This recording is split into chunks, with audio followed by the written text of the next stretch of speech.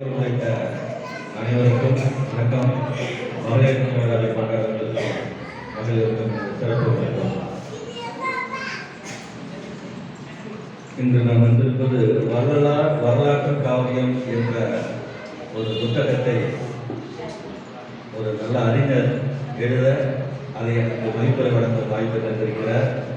வரலாறு பற்றிய நிறைய புத்தகங்கள் இருந்தாலும் இந்த புத்தகம் சற்று வித்தியாசமாக எளிய மொழியிலே எழுதப்பட்டு பல அரிய பதங்களையும் உள்ளடக்கியதாக உள்ளது. இதை நாம் ஒவ்வொருவரும் படித்து பயன்பெற வேண்டும்.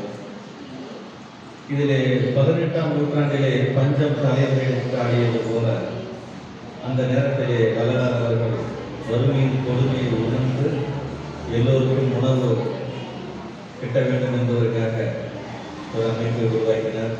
இவர் நிறைய விஷயங்கள் இதில் உள்ளடக்கியுள்ளது. எனக்கு 2 நிமிடம் தான் தந்திருக்கிறார்கள். ஆகவே ஒவ்வொருவரும் இந்த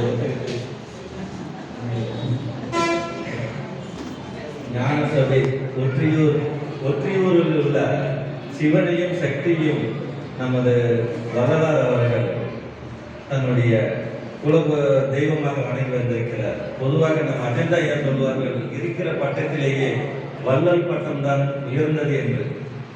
ராமலிங்கம் என்பவர் ராமலிங்க அடிகளார் ஆகி ராமலிங்க அடிகளார் என்பவர் ராமலிங்க அடிகளார் வள்ளலார் ஆகி இன்று எல்லோரும் உலக மக்களாலும் வள்ளலார் என்றாலே இவர்தான் என்கின்ற அளவிற்கு இவர் இப்போது பிரசித்தி பெற்றிருக்கிறார். அவர் மண்ணில வாக்காளம் 50 ஆண்டுகளாக இருந்தாலும் அவர் இன்னும் 5000 ஆண்டுகளுக்கு மேலாக தொடர்ந்து மண்ணுலகம் இருக்கும் வரை இவர் சொன்ன அந்த ஜீவகாருண்ய விதிகளை, அவர் சொன்ன அந்த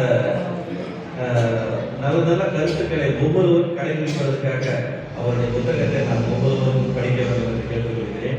அடுத்தது மகளிருக்காக ஒரு சிறு இப்போ நேஷனல் ஐயா சொன்னார்கள் உலகத்தின் இதயம் பெண்கள் என்று.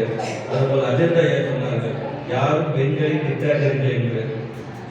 ஏற்றுக்கொள்கிறோம் ஐயா, யாரும் பெண்களை திட்டுவதும் இல்லை, பெண்கள் திட்டினாலும் நாங்கள் திரும்ப திட்டுவதும் இல்லை. கேட்டுக்கொண்டு நாங்கள் அமைதியாக இருக்கிறோம். இந்த நாளையே நாங்கள் உறுதுமை எடுக்கிறோம். பெண்கள் எங்களை திட்டினாலும் நாங்கள் திரும்பி திட்டுவதில்லை, கேட்டுக்கொள்கிறோம். இந்த பெண்களுக்காக 2 வரி.